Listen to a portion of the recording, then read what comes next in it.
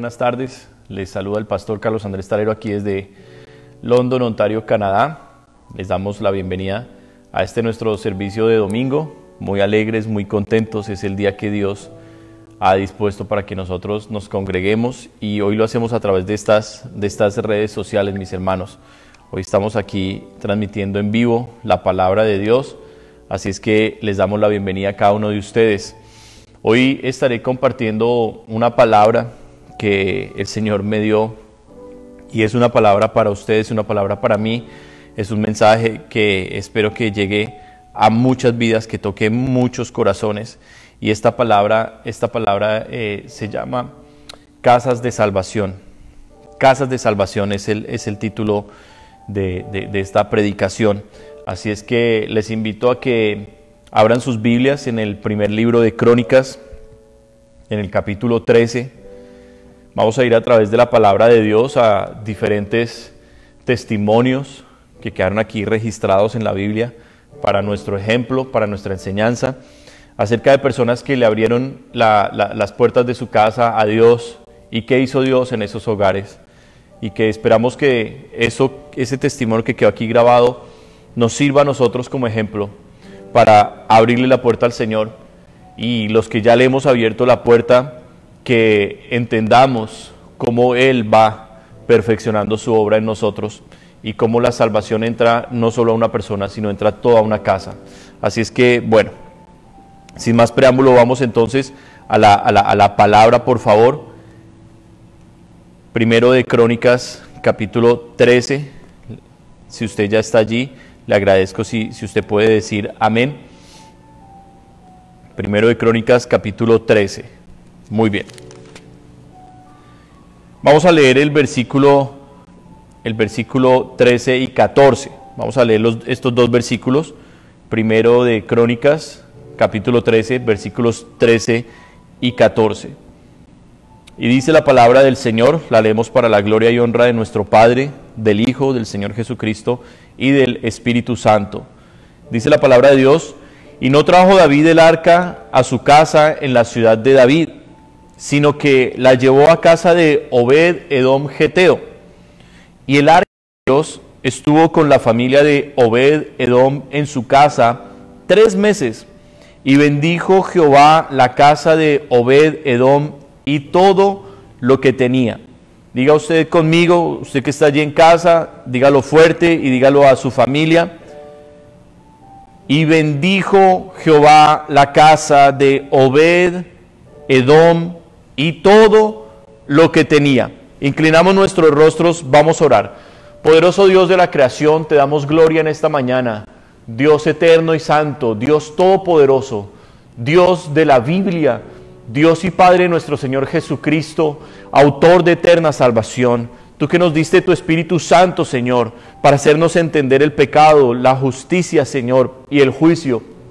Tú que nos has traído la salvación por la sangre que tu Hijo derramó en la cruz. Invocamos el nombre que es sobre todos los nombres, el nombre de Jesucristo de Nazaret, para que hoy, Señor, tú nos bendigas con una palabra, que tú nos bendigas con tu presencia, Señor, y que más que un mensaje, Señor, esto sea algo, un diálogo directo a cada corazón, Dios, a cada vida que está allí atenta escuchando. Empieza conmigo, Señor, ministrame y lléname de ti, Espíritu Santo amado, y fluye con poder a través de este medio, Señor, y transforma la mente, el corazón, la vida de tu pueblo que hoy te escucha, Señor. Que haya salvación en abundancia, te lo rogamos, Dios. Te damos gracias, a ti damos toda gloria y honor. Lléname de tu amor y permíteme hablar, Señor, con sabiduría, pero también con ternura, Señor, esta palabra que has puesto en mi corazón. En el nombre de Jesús te damos honra y honor. Amén y amén. Bueno, gloria a Dios por esta palabra. Recuerde que el título de este mensaje, si alguien lo puede escribir por favor, es Casas de Salvación. Casas de Salvación. Bueno, este primer ejemplo en el cual el arca de Dios, que representa la presencia de Dios misma, era la presencia que Dios había prometido a su pueblo de Israel a través de esa arca sagrada, que había Dios ordenado a Moisés que elaborara, era allí donde se presentaba la expiación por el pecado de Israel. Era guardada en el lugar santísimo dentro del tabernáculo y era el objeto más valioso y más sagrado de todo Israel, porque el arca misma representaba la gloria del Dios de Israel. Dice la palabra que la nube de Dios, su presencia venía y se posaba sobre el arca. Entonces no solamente era un objeto sagrado, era el objeto que representaba la gloria misma de Dios, porque sabían que sobre este objeto venía el Señor y se sentaba y hablaba cara a cara con Moisés y aceptaba de Aarón la ofrenda por el pecado de Israel una vez al año. Entonces estamos hablando de cómo la presencia de Dios entró a una casa, pero este primer ejemplo en el cual Dios entra a un hogar es curioso porque Obed-Edom no estaba esperando esto. Obed-Edom no estaba realmente preparado para que entrara el arca, tal vez ni siquiera se había pasado por su mente. Pero los planes de Dios son perfectos. Y el rey David, hablando en el contexto de esta palabra, el rey David, varón conforme al corazón de Dios, propuso en su corazón trasladar el arca de donde estaba en Silo, llevarla hasta Jerusalén y meterla en una tienda especial que él había hecho junto a su palacio. Y David tuvo una gran intención, pero lo hizo con muchísimos errores. En desconocimiento de la palabra de Dios, David no se percató y trasladó el arca de una manera equivocada. Si usted lee todo el capítulo 13, ahí va a encontrar la historia completa. Yo solo la estoy resumiendo para ir al punto de este mensaje. David hace las cosas mal, pone el arca sobre bueyes, los bueyes tratan de tropezar, el arca tiende a caer y usa uno de los valientes de David, extiende la mano para que el arca no caiga, cae muerto. David está lleno de tristeza, lleno de miedo y dice: Dios es temible, Dios es terrible, yo no estoy listo para que Dios esté junto a mi casa. Y David prefiere dejar el arca en casa de este hombre llamado Obed-Edom. A mitad de camino hacia Jerusalén se quedó el arca ahí, a mitad de camino en este hogar, y David dijo: yo la voy a dejar ahí porque es muy duro acercarse a Dios. Dios es tan santo y tan poderoso que nos puede destruir con su presencia, y David la deja en casa de Obed-Edom. Pero dice la palabra del Señor que el arca entró y posó allí por 3 meses. ¿Y qué sucedió en esos 3 meses? No murió Obed-Edom, no murió su familia. Le dieron el respeto y la honra que merecía este objeto sagrado, no como objeto, sino lo que representaba para ellos, que la presencia misma de Dios había entrado allí. Ellos no adoraban un objeto. Dios nunca procuró la adoración de objetos ni de imágenes. Pero el arca, en la nube de Dios, estaba sobre ese objeto. La gloria misma del Dios de Israel. Y en esos 3 meses, dice el versículo 14, que Jehová bendijo la casa de Obed-Edom y todo lo que tenía. Diga usted conmigo: todo lo que tenía. Entró la sanidad a la casa, entró la restauración a la casa, entró la vida a la casa, entró la prosperidad económica, la prosperidad del alma, entró la paz, entró la alegría, entró el gozo a la casa, entró la felicidad a esa casa. Porque cuando Dios entra en un hogar, Dios no viene a destruir ese hogar. El propósito de Dios entrar en un hogar es arreglarlo todo, es darle vida, porque Dios está lleno de vida. Y eso es lo que Él quiere hacer en un hogar, llenarlo de vida. Por eso Dios se lleva la enfermedad y usted debe decir amén.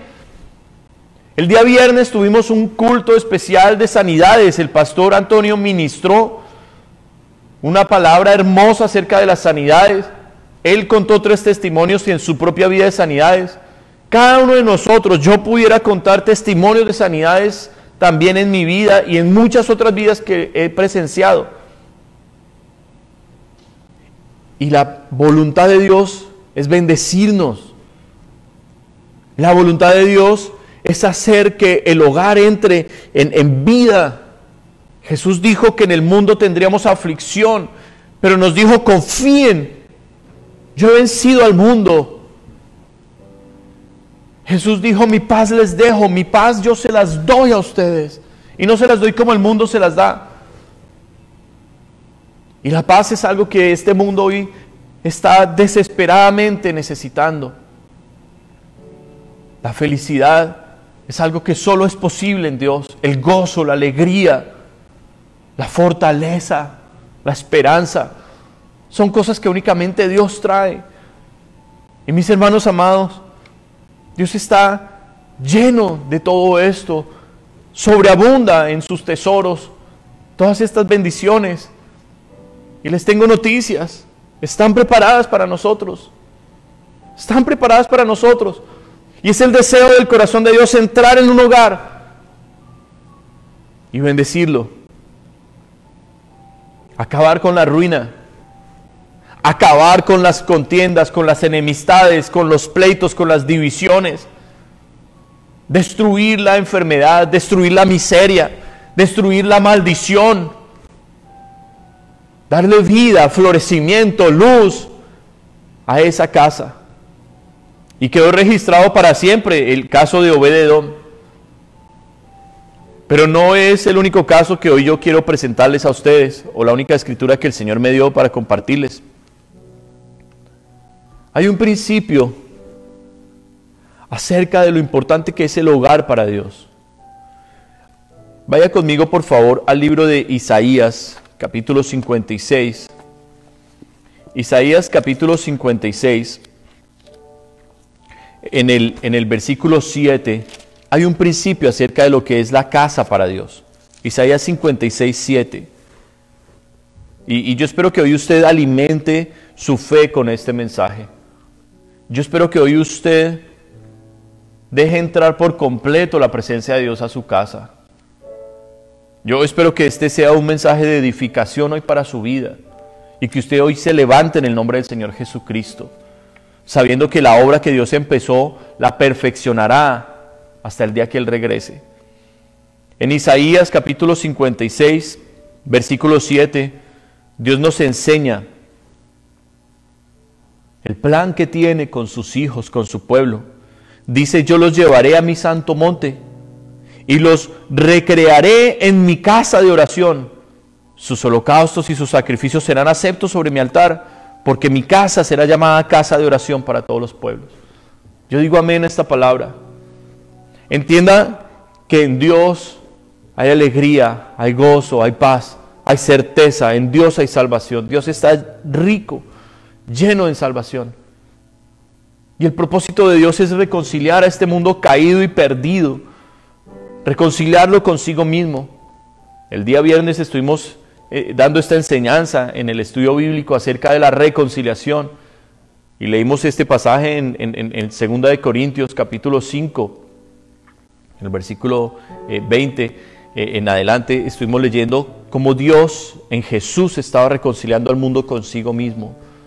Dios cambió la actitud de enojo por el pecado. Dios cambió la actitud de rechazo a un mundo caído y a un mundo en oscuridad, y cambió su actitud y expresó su amor, su misericordia, y derramó la gracia en la persona de Jesús de Nazaret, y lo hizo vivir una vida santa, perfecta, y a través de su ministerio nos enseñó que la voluntad de Dios era resucitar a los muertos, que la voluntad de Dios era restaurar los matrimonios, restaurar y sanar, vendar los corazones quebrantados, que Dios traía sanidad para el alma, para el corazón afligido, que Dios traía libertad a los cautivos, a los endemoniados, que Dios venía a abrir la puerta de los presos, de los que habitaban en cárceles, que Dios venía a romper el desespero, la desesperanza que había en el mundo. Dios venía a acabar con las tinieblas y a establecer su reino de poder y de luz.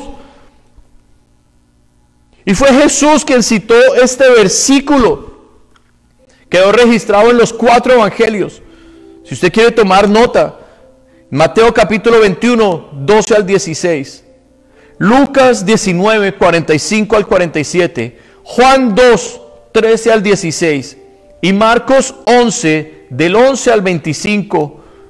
Allí Jesús entra en el templo que está establecido, un edificio de piedra, otro objeto representativo de la presencia de Dios, pero que el pueblo había hecho para mal, que el pueblo había desviado del verdadero propósito y ahora lo habían contaminado y estaba lleno de corrupción. Y Jesús entró en ese templo y en 2 ocasiones en su ministerio lo limpió y citó este versículo: la casa de mi Padre será llamada casa de oración para todas las naciones. Y usted puede decir amén. Usted puede decir amén a esa palabra. Y hoy usted puede decir: mi casa es la casa de Dios y será llamada casa de oración para todas las naciones, para todos los pueblos. El día miércoles tuvimos un tiempo hermoso de oración, de intercesión. Pastor Mauricio estuvo ministrando desde Colombia. Él me pidió que si le permitía tomar el tiempo porque pues Dios le había dado una palabra y él no pudo hacerlo el día martes, lo hizo la pastora Astrid. Así es que con mucho gusto le concedí el espacio el miércoles y fue un tiempo de mucha bendición. Pero en ese tiempo, para los que participamos, Dios nos bendijo profundamente con su presencia y vino una palabra que le dio origen a este mensaje. Dios, de manera directa, a través del pastor Mauricio, le habló en profecía a una hermana aquí de la congregación y le dio una palabra preciosa, una palabra de ciencia, una palabra de conocimiento, porque el pastor Mauricio no conoce a esta hermana. El pastor Mauricio no sabe quién es esta hermana. Pero Dios, que conoce los corazones y que conoce nuestra vida y que nos ama, vino y trajo una palabra. Y dentro de esa palabra le dijo: tu casa será usada como una casa de salvación para muchos. Y hermanos, yo no sé la reacción de mi hermana, cómo habrá tomado esta palabra, pero yo estaba de rodillas y en lágrimas. Yo estaba en lágrimas. Porque, amada iglesia, ¿qué más necesitamos nosotros sino que Dios nos diga: yo te escogí, yo te amé, yo te salvé, te redimí, te estoy perfeccionando, te estoy santificando, porque quiero que tu vida y los tuyos sean un instrumento de salvación en mis manos? Hermanos, con eso tenemos para vivir el resto de la vida cristiana. Con eso tenemos para seguir adelante. Y que nada nos detenga, porque cuando Dios me dice: yo te escogí, yo te llamé, yo te salvé y yo estoy contigo, ¿qué más necesitamos, amada iglesia? Una sola palabra de Dios nos sirve a nosotros para vivir toda la vida en esta tierra. Nos da propósito, nos enfoca, nos dirige. Y Dios quiere que nosotros nos convirtamos en eso. En hombres, en mujeres, que llevamos salvación a muchos. Y ese es el propósito de Dios. Un hombre muy reconocido en la Biblia, en Josué, siervo de Moisés, un día escogió por Dios. Y si usted abre su Biblia, si usted la lleva allí, abre Josué 24:15, están unas declaraciones que muchas veces en oración hacemos. En Josué 24:15, Josué, este siervo, un siervo fiel, hallado fiel en la casa de Dios, confronta al pueblo de Israel, que no estaba muy decidido, que no estaba caminando correctamente delante de Dios, y les dice: bueno, si a ustedes les parece bien servir a los dioses de vuestros padres, o a los cuales sirvieron vuestros padres en Egipto, o a los dioses de los amorreos en cuya tierra habitáis hoy, bien podéis elegir. Y dice: pero yo y mi casa serviremos a Jehová. Una declaración contundente, una decisión de vida que trajo salvación a Josué, a su esposa, a su familia, y que bendijo 1000 generaciones. 1000 generaciones de Josué fueron benditas por la decisión que él tomó. Porque la decisión que hoy tú tomas de abrirle la puerta a Jesucristo, de permitir que el Dios de Abraham, de Isaac y de Jacob entra en tu hogar, esa decisión traerá la bendición de Dios sobre tu vida, sobre tu matrimonio, sobre tus hijos, sobre los hijos de tus hijos, tus nietos. Dios prometió bendecir y hacer misericordia por 1000 generaciones a aquellos que le amamos y que guardamos sus mandamientos. Son promesas muy grandes, mis hermanos, son grandes recompensas que no podemos nosotros menospreciar. No importa las circunstancias que estamos atravesando, no importa que hoy algunos que se dicen cristianos estén predicando otro evangelio, la prosperidad, o hayan hecho una mercadería, estén en corrupción, o que pastores reconocidos hayan caído en adulterio, o que estén mal. ¿Qué nos importa cómo esté hoy la iglesia cristiana, mis amados hermanos, cuando nosotros hemos tomado una decisión radical y contundente de no doblar nuestras rodillas frente a este mundo, de no sacrificarle nuestros hijos ni nuestras familias al mundo, sino de ser realmente un pueblo consagrado y dispuesto para Dios? Es una decisión radical y personal en nuestra vida, que trae la presencia de Dios a nuestro hogar y que bendice todo lo que tenemos, como sucedió en el caso de Obed-Edom. Tu casa hoy puede convertirse en un hogar de paz. Se acaba la miseria, se acaba la amargura, se va la enfermedad, porque Jesús de Nazaret quiere entrar en tu hogar. Jesús de Nazaret quiere entrar en tu casa. Y hoy es mi deseo, el deseo del corazón de Dios, que tú estés dispuesto a decirle: entra mi Señor, entra mi Señor. Hubo una casa que no solamente un hombre tomó la decisión de seguir a Jesús, todo su hogar entró en esta dimensión. Y les hablo de Pedro, el famoso Pedro, reconocido discípulo del Señor. Y allí en Mateo capítulo 8, usted puede ver cómo la bendición de Dios entró a Pedro y a su familia. Mateo capítulo 8 nos habla del versículo 14 al 17, cómo Jesús entró al hogar de Pedro y vino de una vez a traer el reino de Dios, con sanidad, con bienestar. Dice el versículo 14, vino Jesús a casa de Pedro y vio a la suegra de éste postrada en cama con fiebre, y tocó su mano y la fiebre la dejó, y ella se levantó y les servía. Y cuando llegó la noche trajeron a él muchos endemoniados, y con la palabra echó fuera a los demonios y sanó a todos los enfermos, para que se cumpliese lo dicho por el profeta Isaías, cuando dijo: él mismo tomó nuestras enfermedades y llevó nuestras dolencias. Casa de salvación, casa de salvación. Pedro está enamorado de Jesús. Pedro va siguiendo a Jesús. No es perfecto, Pedro no es perfecto, es un hombre con errores, con defectos. Sabemos que después lo iba a negar 3 veces. Sabemos que Pedro iba a fallarle al Señor. Pero Pedro estaba caminando con Jesús. No se despegaba, no lo soltaba. Y le dice: Señor, ven, entra en mi casa, entra en mi hogar. Pero es curioso que Pedro no lleva a Jesús a la casa a que sane a su suegra. Es curioso que Pedro no tenga en su mente pensado hacer un gran servicio de avivamiento. No, Pedro solo quería estar con el maestro. Pedro amaba a Jesús. Pedro era ese creyente de hoy, como usted, como yo, que todavía tenemos errores, defectos, que le fallamos al Señor, pero que lo amamos, que amamos su presencia, que no lo soltamos, que le decimos: Señor, yo sí quiero ir contigo hasta la muerte. Pero que nos faltan las fuerzas y que de pronto nos cuesta, pero viene Él y nos levanta otra vez. Ese Pedro somos usted y yo. Y le trajimos a casa. Y miren lo que hizo Jesús. Ve a su suegra enferma.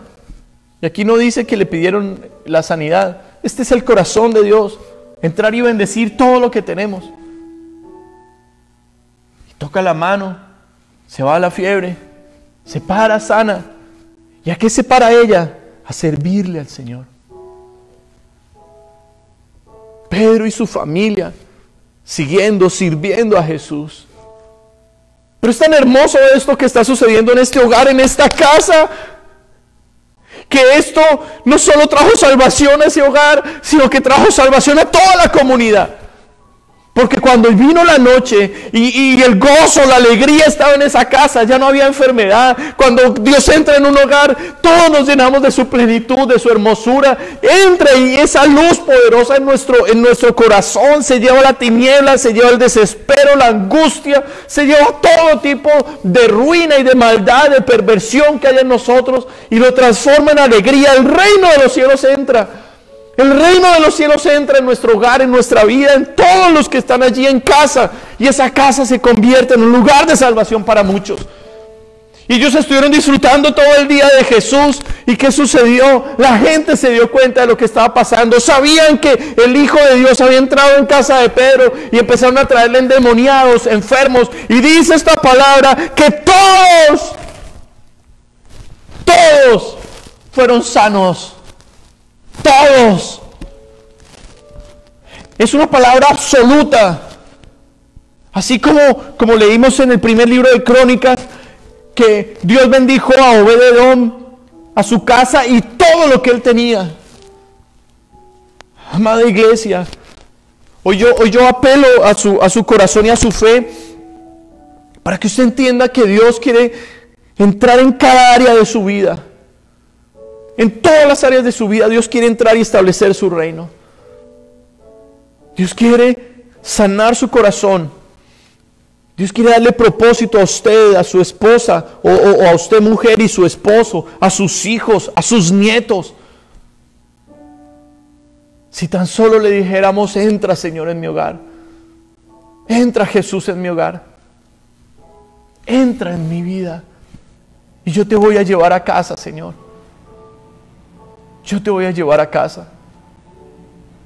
¿Cuándo se hubiera imaginado Pedro que traer a Jesús a su casa iba a traer semejante explosión de locura, hermanos? Una sensación total de poder de Dios experimentó ese hogar al ver que todos los enfermos eran sanados. ¿Qué efecto causó esto en los niños? ¿Qué efecto causó esto en las mujeres? En todos observando el poder de Dios en Jesús. Hermanos amados, Dios quiere darnos tanto tiene Dios para darnos, y solo está esperando que nosotros lo invitemos a casa, que nosotros le dejemos entrar en nuestro hogar. Hay un registro en la palabra de algo hermoso que sucedió también. Algo hermoso pasó allí con un hombre que, al igual que Pedro, era un hombre rechazado, un hombre del común. Un hombre del común y corriente, y más este hombre era aborrecido por su propia nación. Y les estoy hablando de Zaqueo. Allí en Lucas capítulo 19, usted puede entrar la historia de Zaqueo, un hombre corrupto, un hombre pecador, corrupto. La comunidad entera sabía, era un publicano, era un cobrador de impuestos. La comunidad sabía que él los explotaba, que él robaba de los impuestos, que pedía más de lo que Roma les exigía. Sabía que Zaqueo se había enriquecido a costillas de ellos. Sí, claro, Zaqueo era un hombre aborrecible, lleno de corrupción y de maldad. Pero este hombre tuvo una experiencia con Jesucristo única y maravillosa. Y aquí, en el versículo...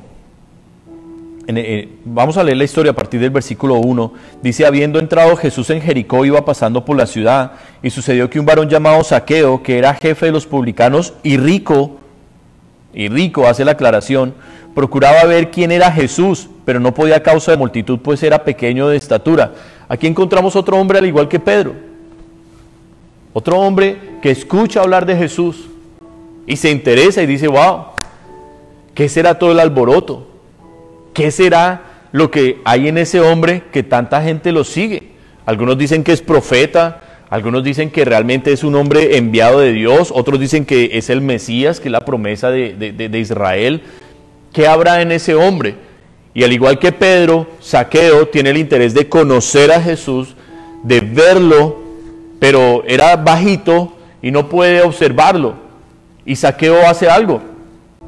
Zaqueo dice: yo no me voy a quedar con las ganas de ver, de quererlo ver y de no haberlo podido ver. Yo quiero conocer a Jesús. A mí nadie me va a impedir que yo por lo menos lo vea y yo mismo pueda saber quién es Él. Y Zaqueo prefiere el ridículo y la humillación. Dice el versículo 4, corriendo delante subió a un árbol sicómoro para verle, porque había de pasar por allí. Pasó el ridículo, hermanos amados, porque este hombre, jefe de publicanos, o sea, jefe de cobradores de impuestos, no era cualquier persona, y rico, era bajito, era aborrecido de la gente, pero ahora de ser aborrecido pasa a ser burla.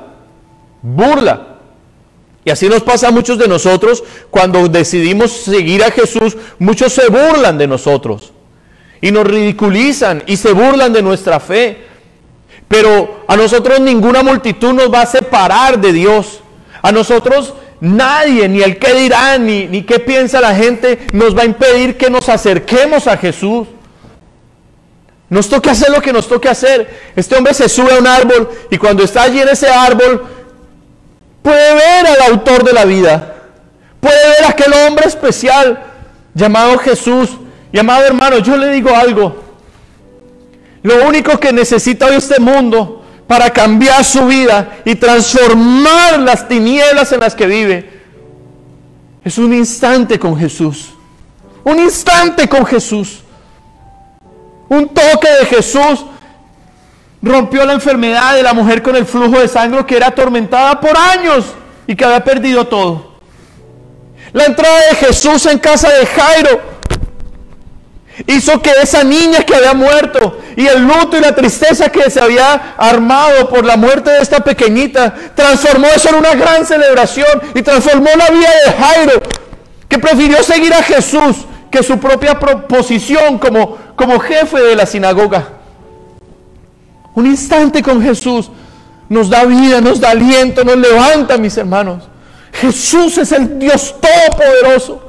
Jesús, el Hijo de Dios, Dios hecho hombre, que murió por nuestros pecados, pero que resucitó y está vivo. Hoy quiere entrar en los hogares. Hoy quiere entrar en los hogares. Hoy quiere entrar en tu casa. Hoy Dios con este mensaje está golpeando la puerta y está diciendo: déjame entrar. He visto tu dolor, he visto que se han burlado de ti, he visto tu angustia, tu amargura. Sé que muchas cosas te han separado de mí, pero tú me has querido ver, me has querido seguir. Mira la respuesta que le da el Señor en el versículo 5. Zaqueo, date prisa, desciende, porque hoy es necesario que pose yo en tu casa. ¿Cuándo se iba a imaginar este hombre que su acto de valor y de perseverancia iba a hacer que el Hijo de Dios entrara en su casa ese día a posar en ella? Un hombre pecador, malvado, inmerecedor totalmente de la gracia de Dios, inmerecedor, como lo somos tú y yo, inmerecedores. Por eso es un regalo, y se recibe por fe. No hay nada que pueda hacer que nos haga ganar el favor de Dios, solo creerle. La respuesta continua de Jesús: cree, porque al que cree todo le es posible. Jesús entra en esta casa y viene la transformación, viene la salvación a la vida de Zaqueo y a la vida de muchísimos. Piense usted por un momento, este hombre era líder de los cobradores de impuestos. Así como él era rico a punta de la corrupción, así sus cobradores de impuestos también eran corruptos, porque seguían el ejemplo de su líder, de su jefe. Y el cambio y la transformación de este hombre, ¿a cuántos de esos recaudadores de impuestos tocó su corazón? Y dijo: wow, mire lo que está haciendo mi líder. Dice que el versículo 8, que puesto en pie dijo al Señor: he aquí, Señor, la mitad de mis bienes doy a los pobres, y si en algo he defraudado a alguno, lo devuelvo cuadruplicado. ¿Usted cree que ese testimonio en la vida de Zaqueo, no conmovió el corazón de todos esos cobradores de impuestos? ¿Usted cree que el testimonio de Zaqueo no conmovió a los que él había robado? Imagínese la escena: Zaqueo llegando a una casa a golpear y la gente dice: uy, aquí viene este enano otra vez a explotarnos y a sacarnos plata. ¿Qué quiere? ¿Qué quiere? Y Zaqueo con humildad agachando su cabeza, diciéndole, mire, durante años yo le he quitado más de lo que era justo. Aquí se lo entrego 4 veces. Dios. Y la persona decir, ¿de dónde este hombre corrupto viene a darnos esto? Y otra persona le dice, es que él estuvo con Jesús. Es que escuchamos que Jesús se quedó en la casa de Zaqueo. Amada iglesia, qué lindo que la gente que te ha conocido, tu familia, tus amigos, puedan decir ese o esa, que era terrible, que era lo peor. Ahora su vida es totalmente diferente y se le ve tan distinto, se le ve tan bien. Y que puedan decir, es que sabemos que ha estado con Jesús. Sabemos que Jesús le cambió, lo cambió, la cambió. Eso es lo que Jesús quiere hacer. Traer salvación a nuestra vida, cambio, vida. Amada iglesia, Dios tiene un plan tan maravilloso contigo, iglesia. Yo hoy te hablo con el corazón, iglesia, para animarte a que le creas a esta palabra santa y bendita. Créele a la Biblia, porque cada vez que Jesús entró en un hogar, le abrieron las puertas y se dispusieron para Él. Jesús hizo maravillas. Jesús hizo maravillas. La Biblia nos dice, tengo acá una lista larga de versículos. Tengo una lista larga de versículos de iglesias en casas. Iglesias en casas. Voy a leer únicamente un versículo y les voy a dar el resto de los textos para que ustedes tomen por costumbre leer esto en la Biblia. Leer los mensajes, corroborar todo lo que se dice acá y estudiar la palabra de Dios. Primera de Corintios, capítulo 16. Primera de Corintios, capítulo 16. En el versículo 19, un ejemplo de iglesias en casas. Casas de salvación para muchos. Las iglesias de Asia os saludan. Aquila y Priscila, con la iglesia que está en su casa, os saludan mucho en el Señor. Y si usted quiere tomar nota, por favor, yo se lo voy a agradecer. Colosenses 4:15. Voy a leerlos despacio para que puedan tomar nota y corroborar todos estos textos. Colosenses 4:15. Filipenses 1:2, Hechos 20:20, Hechos 2:46, Hechos 5:42, Romanos 16:5, Mateo 18:20, Tito 1, del 1 al 16. Son algunos de los ejemplos de iglesias en casas. Iglesias en casas. ¿Y qué es una iglesia? Templo de Dios. Pero más que un edificio, es una casa de oración, es una casa de esperanza, es una casa de consolación, es una casa de sanidad, es una casa de restauración, es una casa de liberación, es una casa de salvación. Casa de salvación. Casa de salvación, amada iglesia. Jesús entró en una casa y no pudo hacer mayor cosa allí porque lo recibió la religión. Lo recibió la religión. Lucas capítulo 7 nos habla de una historia tristísima y un ejemplo que nos sirve para entender que la religión saca corriendo a Jesús. La religiosidad, la incredulidad saca corriendo a Jesús. El prejuicio, el orgullo, la soberbia saca corriendo a Jesús. Lucas capítulo 7, a partir del versículo 36, nos habla esta historia muy desafortunada. Uno de los fariseos rogó a Jesús que comiese con él, y habiendo entrado en casa del fariseo, se sentó a la mesa. Entonces una mujer de la ciudad, que era pecadora, al saber que Jesús estaba a la mesa en casa del fariseo, trajo un frasco de alabastro con perfume, y estando detrás de él a sus pies, llorando, comenzó a regar con lágrimas sus pies, y los enjugaba con sus cabellos, y besaba sus pies, y los ungía con el perfume. Cuando vio esto el fariseo que le había convidado, dijo para sí: este, si fuera profeta, conocería quién y qué clase de mujer es la que le toca, que es pecadora. Entonces respondiendo Jesús le dijo: Simón, una cosa tengo que decirte. Y él le dijo: di, maestro. Un acreedor tenía 2 deudores. El uno le debía 500 denarios y el otro 50. Y no teniendo ellos con qué pagar, perdonó a ambos. Di pues, ¿cuál de ellos le amará más? Respondiendo Simón dijo: pienso que aquel a quien perdonó más. Y él le dijo: rectamente has juzgado. Y vuelto a la mujer dijo a Simón: ¿ves esta mujer? Entré en tu casa y no me diste agua para mis pies, mas ésta ha regado mis pies con lágrimas y los ha enjugado con sus cabellos. No me diste beso, mas ésta, desde que entré, no ha cesado de besar mis pies.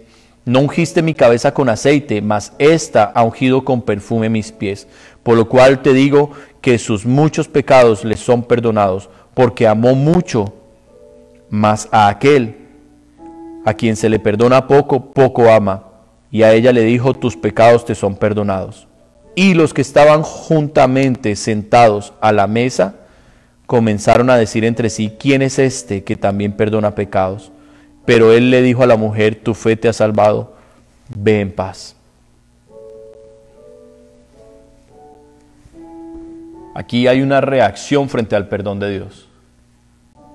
Y es que el perdón de Dios, la salvación de Dios, entra donde se le recibe como debe ser, donde se le trata como debe ser, con humillación, con arrepentimiento, poniéndolo en el lugar a Él de Salvador y a nosotros en el lugar de necesitados de esa salvación.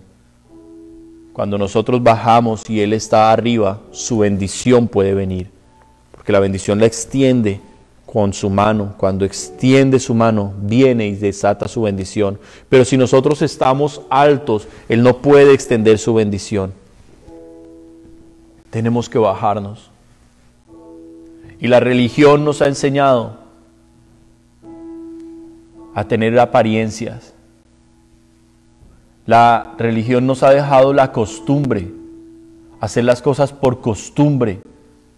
Tengo que escuchar la palabra de Dios, tengo que asistir el domingo, tengo que leer la Biblia, tengo que orar, tengo que diezmar, tengo que servir en algún ministerio.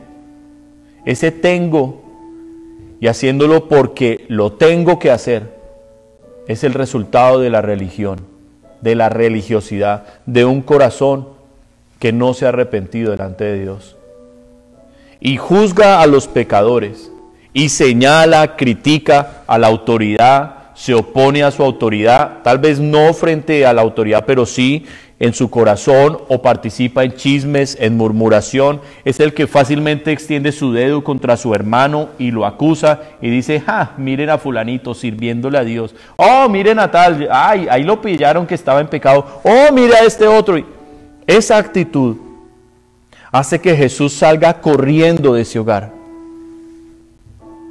Esa actitud de orgullo y de soberbia, de sobradez, hace que Jesús se entristezca y diga: ¿cómo?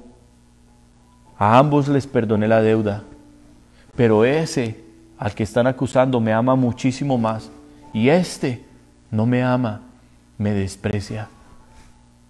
Y hace que Jesús salga de ese hogar. Amada iglesia, no podemos negar que nuestro Dios es amor, pero también es fuego consumidor. Que nuestro Dios es misericordia, pero también aplica el juicio y la corrección. No podemos despreciar esto. Y necesitamos hoy la bendición de Dios en nuestros hogares, pero debemos tener la actitud correcta y el trato correcto hacia Jesús para que su bendición venga.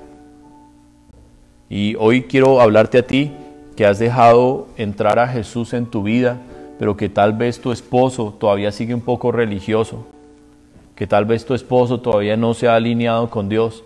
A ti te quiero hablar, mujer, en el nombre del Señor, para decirte: sigue adelante, sigue llorando a los pies de Jesús, sigue besando sus pies, sigue gastando tu perfume delicado y especial al Señor, o sea, síguelo alabando, sigue adelante, sigue tú en tu relación con el Señor y deja que Jesús se encargue de tu esposo. Tus lágrimas van a hacer que Jesús extienda misericordia sobre el corazón de tu esposo y lo transforme. Tu oración va a ser como un perfume delicioso para el Señor, que Él va a decir: me encanta lo que esta mujer está haciendo en esta casa. Voy a orar a favor y voy a alinear a su esposo, voy a alinear a sus hijos, voy a entrar con salvación a ese hogar. Porque mucho me amó, mucho le perdono a ella y a toda su casa. Y le hablo a las mujeres que para este tiempo son las cabezas de familia. Y no es que ese sea la voluntad de Dios. La voluntad de Dios son varones amados, dispuestos para el Señor. Pero los hombres, muchos están en esta actitud de Simón. Muchos de los hombres están en esta actitud de Simón, así, con una apariencia y con una arrogancia, con una altivez impresionante, y les cuesta doblar sus rodillas delante de Jesús. Les cuesta. ¿Sabe qué le reclamó Jesús? Todo el protocolo que había que hacer cuando un maestro de Israel entraba en un hogar. Todo eso era para darle honra y honor al maestro que venía de parte de Dios a traer la palabra de Dios a un hogar. Y eso fue lo que Jesús le reclamó a él. Dice: entré en tu casa y no me diste agua para mis pies. ¿Sabe qué había que hacer para darle agua a los pies? ¿Sabe qué tenía que hacer este religioso, este fariseo llamado Simón? En los otros, aquí Lucas no nos dice el nombre, pero Marcos y Mateo sí nos hablan. Era Simón el fariseo. Este hombre, para darle agua a los pies de Jesús, tenía que tomar una vasija, llenarla y traerla y postrarse delante del Señor. Postrarse a sus pies para que Jesús lavara sus pies, cansados, polvorientos por los caminos, y después de que Jesús se lavara allí los pies y los refrescara, este hombre tenía que sacar una toalla y limpiarle los pies. Este hombre no iba a hacer eso. Era demasiado importante, era demasiado...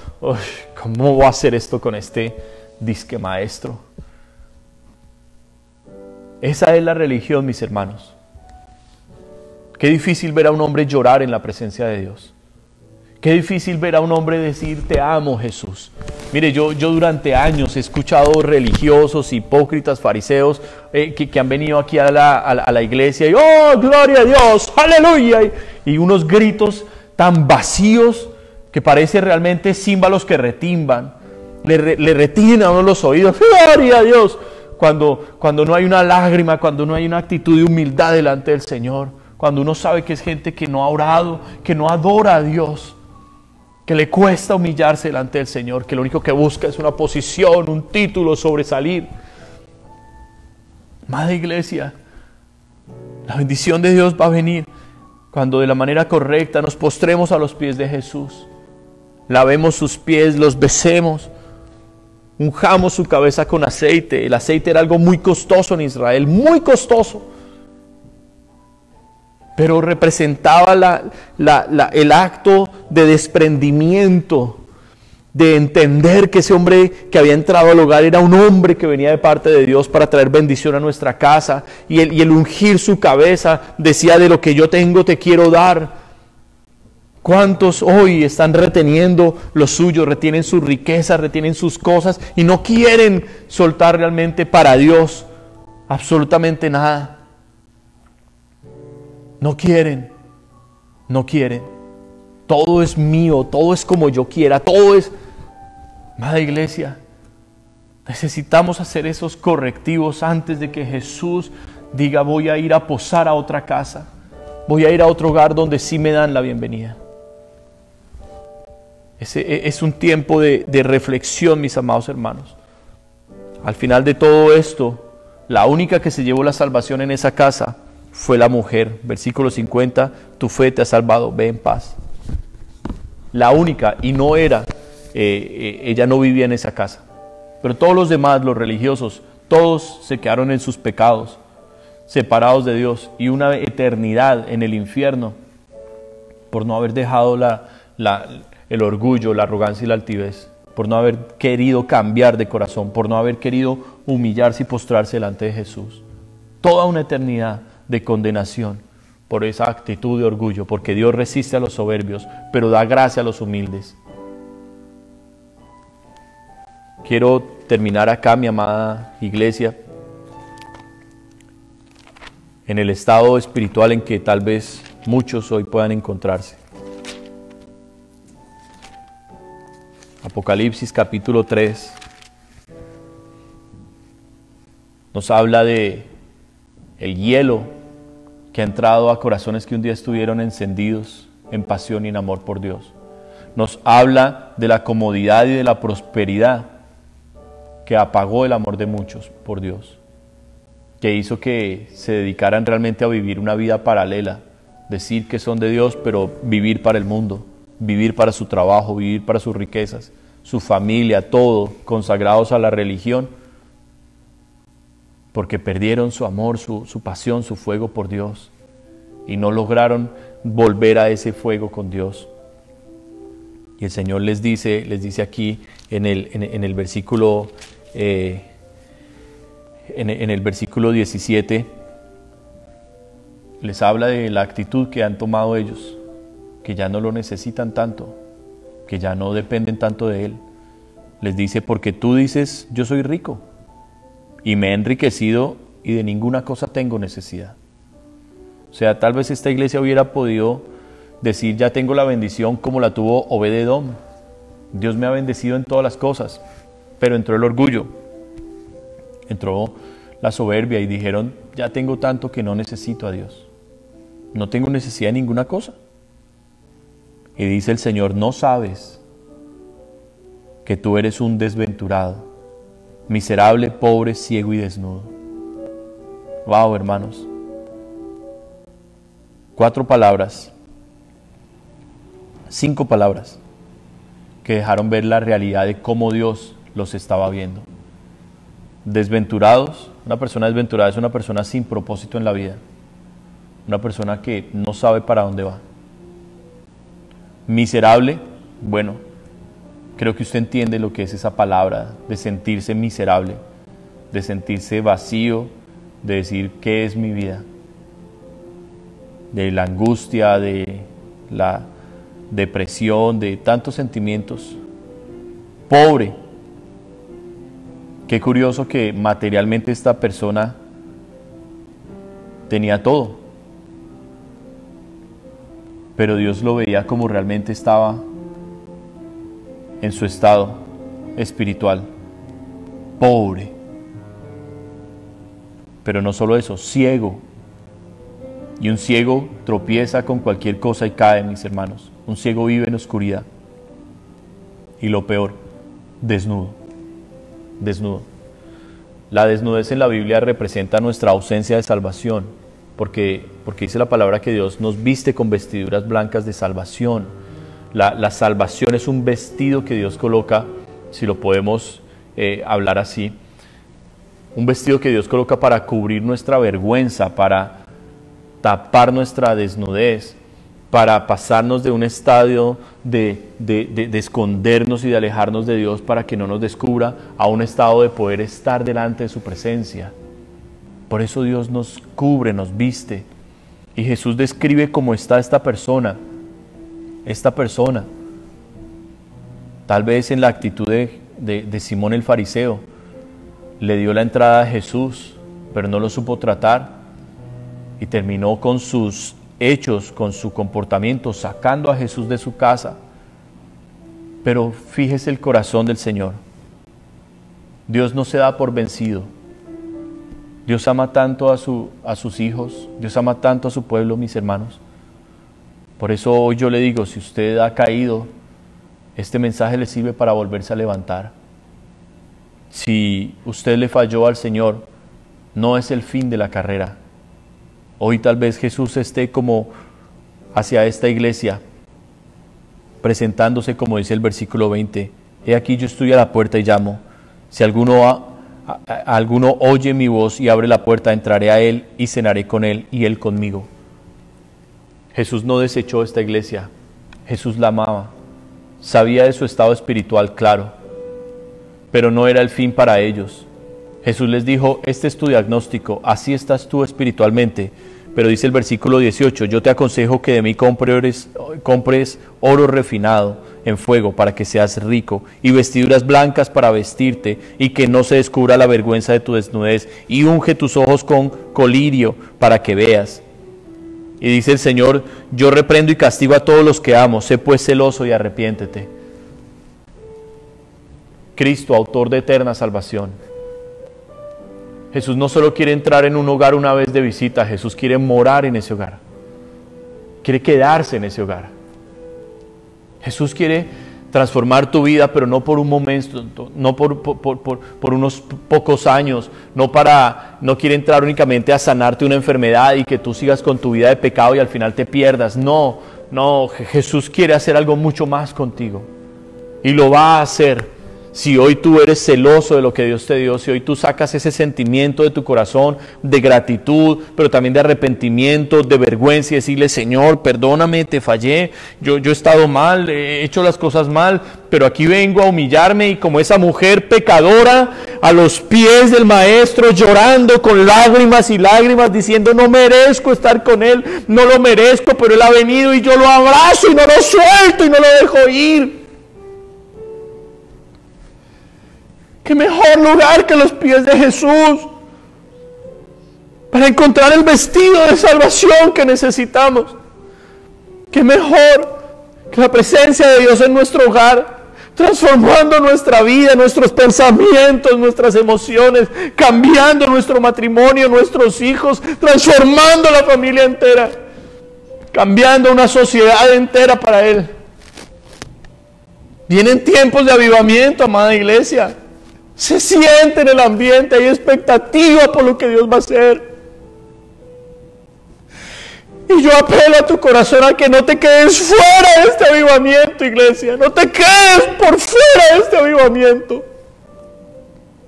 Métete hoy con Dios, enciérrate hoy con Dios. Dile, Jesús, entra en mi hogar. Yo no te voy a dejar salir, Señor. Enamórate hoy de Jesús y deja que Él transforme tu casa, tu vida, todo lo que esté a tu alrededor va a ser transformado. Pero esto es solo algo que pasa cuando Jesús está. Jesús está. Padre, en esta tarde yo te doy gracias por mirarnos, mi Señor, por darnos esta oportunidad de oro, Señor, de volver, Dios mío, a levantarnos, de restaurar, Señor, nuestras vidas, de restaurar, Señor, esta iglesia. Dios Todopoderoso, esta iglesia ha sido un anhelo, un sueño de tu corazón. Esta iglesia nació en tu corazón y no ha caído porque tú has estado aquí, Señor. Tú has edificado esta casa espiritual, Dios. Y hoy te pido con mi corazón, Padre, en el nombre de Jesucristo, que entres con poder, Señor, a cada hogar de mi amado Jesús aquí en London. Y que entres con salvación, Señor. Que vengas con sanidad, que vengas con restauración, con liberación. Hoy yo ordeno a todo demonio que ha estado oprimiendo esta iglesia, que se vaya en el nombre de Jesús de Nazaret. Hoy ato todo espíritu opresor, de pesadez, de confusión, de error, de mentira y de engaño, lo ato y lo envío al abismo en el nombre de Jesucristo. Y te pido, Padre, por el poder de tu palabra, por el poder del Evangelio, por el poder del nombre del Señor Jesucristo, por el poder de tu Espíritu Santo, que haya transformación en las vidas. Reprendemos los espíritus de religiosidad y deshacemos ahora los velos que han puesto y que han enceguecido a la gente en el nombre de Jesús de Nazaret. Ojos abiertos. Ojos abiertos en el nombre de Jesús. Ojos abiertos para ti, iglesia, en el nombre de Jesús. Hoy declaramos salvación en las vidas, en el nombre de Jesús. Salvación en las vidas, sanidad en los corazones, reconciliación en los matrimonios, reconciliación con hijos, reconciliación entre hermanos, en el nombre de Jesús. En el nombre de Jesús se sanan corazones hoy que han estado heridos y dolidos. Se sanan hoy en el nombre de Jesucristo. Entra con salvación y poder, Dios mío, y transforma, mi Señor. Transforma, mi Dios, y no pares, no te detengas, hasta que mi amado Jesús sea una casa de oración para todas las naciones, hasta que mi amado Jesús sea una casa de salvación para todas las naciones. Te lo pedimos, Dios, en el nombre de Jesús. Te damos gracias, Espíritu Santo. Tú que estás en casa, mi amado hermano, tú allá en casa, levanta tus manos y dile gracias, Espíritu Santo. Gracias, amado Consolador. Gracias porque hoy tú me has hablado. Tócame, Señor. Lléname, Señor. Gracias, Dios. Gracias, Dios. Te damos gloria. Te damos honra, Señor. Te damos alabanza, Señor. Gracias, Dios. Resplandece con tu luz y ninguna tiniebla prevalece ante ti, Señor, en el nombre de Jesucristo. Toda tiniebla va pasando y la luz verdadera ya alumbra, en el nombre de Jesús. En el nombre de Jesús, avivamiento en las casas, avivamiento en los hogares, en el nombre de Jesús de Nazaret. Y bendícenos, Señor, bendícenos y todo lo que tenemos, Señor. Bendícenos, Señor, con todo lo que tenemos, Señor. Sana, Señor, ahora, te lo pido, enfermedades físicas. Sana, Señor, y que tu pueblo vea que esto más que una conferencia o una palabra, eres tú, Señor, quien ha hablado hoy, y que vienes con testimonio de milagros y sanidades, Dios, y así creerán, Señor, y con esa fe, Señor, se levantarán en oración, se levantarán, Señor, en humillación, en palabra, y traerán salvación a muchos otros, en el nombre de Jesús de Nazaret. Gracias, Dios, gracias, porque tú cumplirás tu propósito en nuestra vida. En el nombre de Jesucristo. Te damos gloria, Señor. Aleluya. Aleluya. Aleluya. Te damos gracias, Señor. Y a ti, mi amado hermano que estás hoy escuchando, dale gloria a Dios. Dios ha hablado hoy a tu vida. Quítate ese vestido de religioso. Bótalo a la basura. Quema ese vestido de religioso. Y vístete con vestiduras de salvación. Deja de andar en apariencias. Y entrégale tu corazón y tu vida realmente al Señor. La religión mata, pero Cristo da vida. Jesús da vida.